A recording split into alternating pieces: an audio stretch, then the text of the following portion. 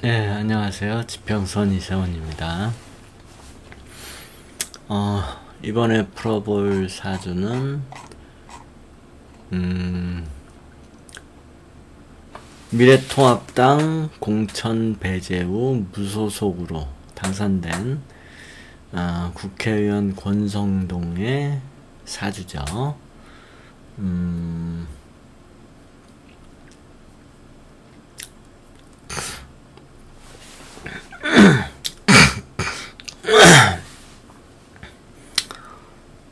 이 사람이 왜 인시냐. 이게 시를 알려면 그 사람에 대해서 이제 어느 정도 좀 알아야 되거든요. 그래서 그렇다고 뭐 제가 권성동을 잘 아는 건 아니고, 제가 이제 인시라고 했는데, 제가 아는 한 딱히 권성동이 주류였던 것 같지는 않아요. 한나라당 때, 새누리당 때도 그러고, 한나라당 때도 그러고, 딱히 주류였다고 보여지지는 않아요. 그런 사람들이 있죠. 그러니까 주류라고 하는 거는 이제, 그 당내에,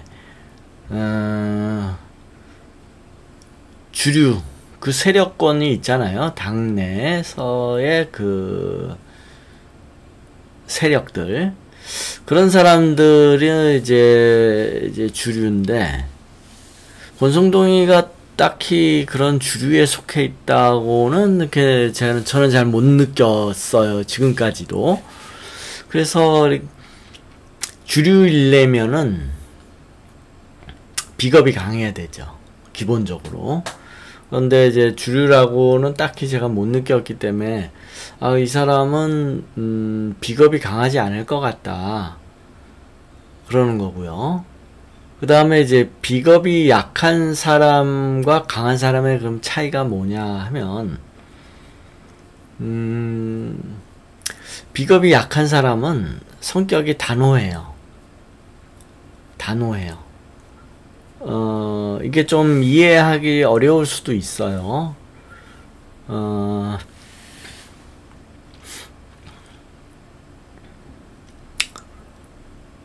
그래서 큰 일을 하는 사람들은 비겁이 약해요.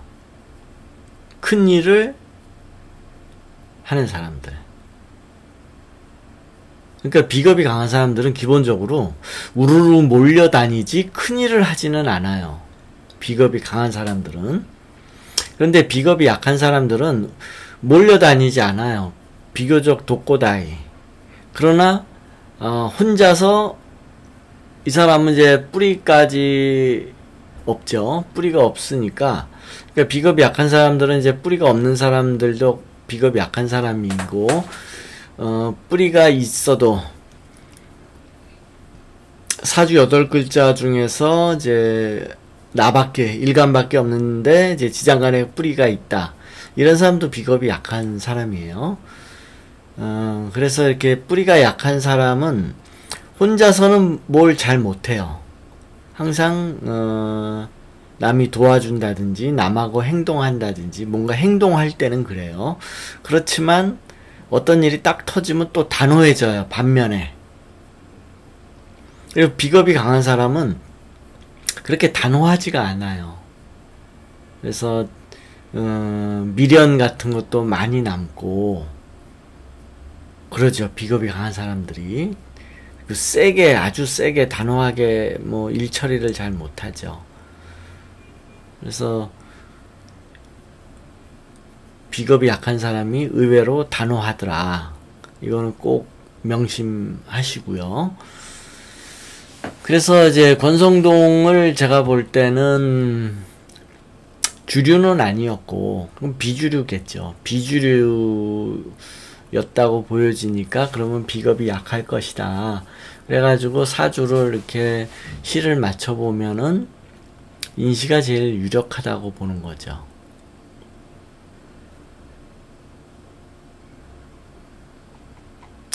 그리고 이제 이 사람의 특징은 또 뭐가 있냐면, 이 사주에 정제가 또 뿌리가 없어요. 천간에 정제가. 이렇게 뿌리가 없는 사주들은 뿌리가 내릴 때 중요한 일들이 일어나는데, 이 사람의 중요한 일들, 일때는 뿌리가 항상 내렸더라고요. 그래서, 국회의원 당선될 때라든지, 그리고 이러면 이제 사주가 이제 일간이 약하니까 정치적이지 않잖아요. 그러면은 이런 사람들이 대운에서 비거분을 만날 때 정치적이 되는 거죠. 그래서 이 사람이 권성동이 정치적인 일을 할 때가 보니까 대운을 보니까 52세 이후가 정치적인 일이 나타나는 거예요. 이 사람한테는.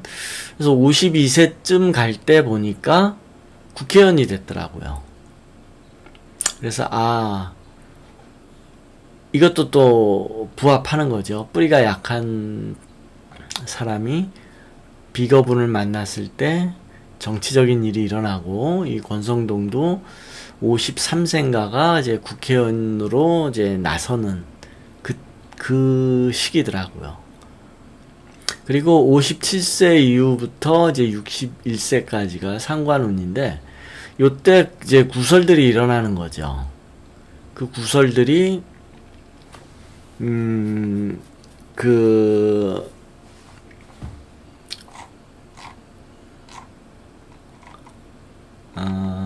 강원랜드 부정 채용 청탁, 뭐, 이런 사건들이요. 구설이 그때 일어나는 거예요. 그래서 이제, 최종적으로는 이제 무죄를 받았는데, 무죄 받은 이유는 이제 증거 불충분이죠. 증거 불충분으로 무죄를 받았고, 그것도 그렇지만, 일단, 검사들이 검사 출신이면은 많이 봐줘요. 그래서 이 사람도 원래 검사 출신이었고, 그래서 좀 많이 봐준 거고, 그 다음에 이제 조국 같은 경우는 오히려 깐 거죠. 비법조인, 그러니까 판검사, 변호사 출신도 아닌데, 이 검사들의 우두머리로 온다고 하니 저항을 한 거죠. 그렇게 된 거고요. 그래서 이제 이 검사 출신인 사람들이 죄를 지으면 상당히 벌을 피하는 경우가 많죠. 이제 이 경우도 이제 그렇다고 보는 거죠.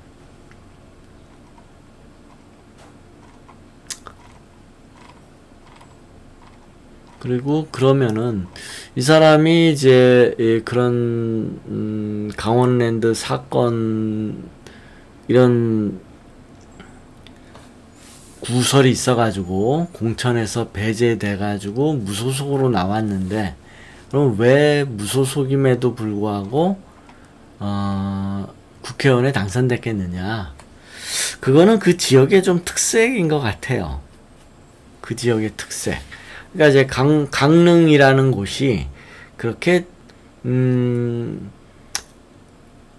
정치색이 그렇게 짙은 곳은 아닌 것 같다라는 거죠. 그러니까 이제 당 보고 찍어주는 데는 아니더라. 그런 것도 있고, 강원도가 영남의 꼬붕이냐, 경상도에서 당을 그냥 경상도 당 출신이면 강원도에서도 무조건 찍어주냐, 강원도가 경상도의 꼬붕이냐, 뭐 이런 반감도 좀 있었을 것 같아요. 제 생각인데. 그래서 해운을 보면 2020년이요. 뭐 딱히 그렇게 나쁘지는 않잖아요.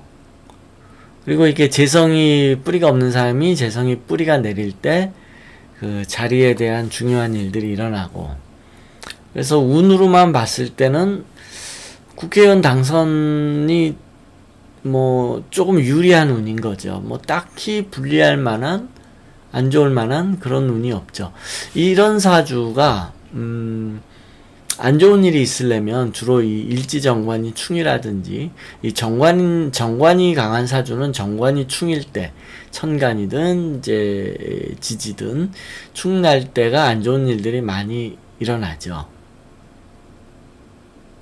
그래서 뭐 그런 것도 아니었고, 그래서 뭐 운으로 봤을 때는 딱히 뭐 당선이 안 될 만한 운도 아니고, 그것보다는 그 지역 정서가 강원도가 경상도 꼬붕이냐 막 이런 반감?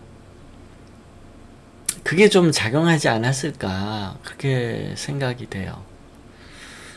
그 다음에 이 사람이 뭐 유력 정치인이냐, 본인이 뭐, 본인이 탄압당한 이유가 유력 정치인이어서 탄압된 거라고 본인이 그렇게 얘기했는지는 모르겠는데, 글쎄, 제가 볼 때는 뭐 비주류였고, 그렇게 딱히 그렇게 두각을 드러냈다, 이렇게 뭐, 이렇게 생각되진 않거든요. 이 사람이 뭐, 강원도 도지사에 출마를 한다든지, 대통령으로 출마를 하려고 했다든지, 이런 적이, 제 기억으로는 그런 게 없었기 때문에, 뭐, 그닥 여당에서 봤을 때, 뭐, 이, 김성동을,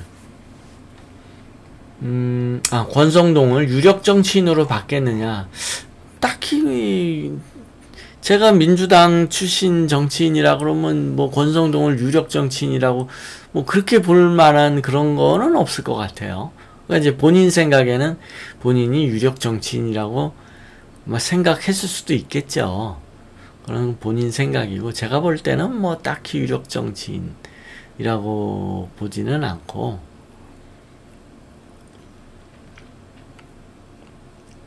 그리고 이렇게 관이 강하고 이게 비겁이 약한 사주가 이렇게 관이 강하면 정관이든 편관이든 이렇게 관이 강하면 크게 되기가 어려워요. 왜 그러냐면 이 관이 나를 억압하는 존재이기 때문에 이러면은 꼼짝 못해요. 외부 압력에 꼼짝 못해요. 국가의 압력이라든지 정치적인 압력 또는 윗사람에 대한 압력 이런 거에 견뎌내지를 못해요. 그냥 말 잘 듣는 그냥 모범생일 뿐이죠. 말 잘 듣는 모범생. 그래서 다루는 거 아주 쉬워요. 이런 사주는 아주 다루기 쉬워요. 그냥 이제 농부가 소 다루듯이 아주 그냥 잘 다룰 수 있는